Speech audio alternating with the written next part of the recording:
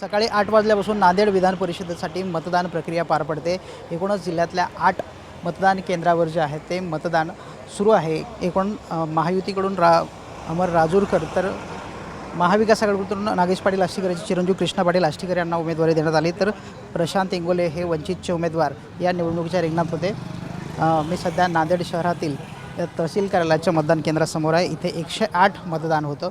108च्या 108 मतदान जे आहे ते संपूर्णतः इथलं पूर्ण 100% झालं आहे। जिल्ह्यातल्या 8 मतदान केंद्रांपैकी 6 मतदान केंद्रांवर 100% इतकं मतदान झालं आहे। 2च मतदान केंद्रावर सध्या तरी मतदान प्रक्रिया सुरू आहे। धर्माबाद येथे 50%पेक्षा जास्त मतदान झालं आहे आणि ते पण पुढच्या अर्धा पाऊण तासामध्ये पूर्ण होण्याची शक्यता आहे। एकूणच जर बघितलं गेलं तर संपूर्ण ही निवडणूक अतिशय चर्चेची आणि सातत्यानं चर्चेत राहिलेली निवडणूक आहे। सकाळी ज्यावेळेस नांदेड शहरामध्ये नगरसेवक आले, ते काल लातूरमध्ये थांबले होते। महायुतीचे नगरसेवक अशोकराव चव्हाण स्वतः त्या सगळ्या नगरसेवकाला घेऊन आले आणि त्यानंतर त्यांनी मतदान कसं करायचं या पद्धतीचं मार्गदर्शनसुद्धा केलं आणि त्यानंतर जे आहे ते गटागटानं सगळी मतदार जाऊन मतदान करत होते। एकदम शांततेत सुरळीत पद्धतीने सगळी मतदान प्रक्रिया आत्तापर्यंत पार पडलेली आहे। पोलिसांनी मोठा चोख बंदोबस्त इथे लावला होता। ड्रोनच्या माध्यमातून इथे नजर ठेवला जात होती। शिवाय अत्यंत शांततेमध्ये ही संपूर्ण निवडणूक पार पडताना पाहायला मिळते।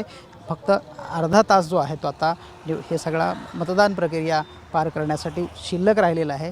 2च मतदान केंद्रावर आतापर्यंत मतदान प्रक्रिया पार पडते। अर्ध्या तासानंतर जे आहे ते 4 वाजता मतदान बंद होणार आहे आणि एकूणच संपूर्ण 100% मतदान होण्याची शक्यता निर्माण झाली। नेमकं मतदारांनी कुणाच्या जोडीमध्ये आपलं अमूल्य मतदान केलं आणि कुणाचं भविष्य उज्ज्वल केलं हे पाहणं आता येणाऱ्या मतमोजणीच्या दिवशी कळणार आहे।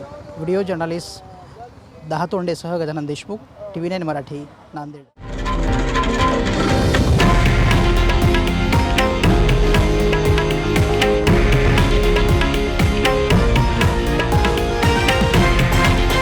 हे आहे देशातील नंबर 1 न्यूज नेटवर्क आणि आपण पाहत आहात TV9 मराठी, एकमेव।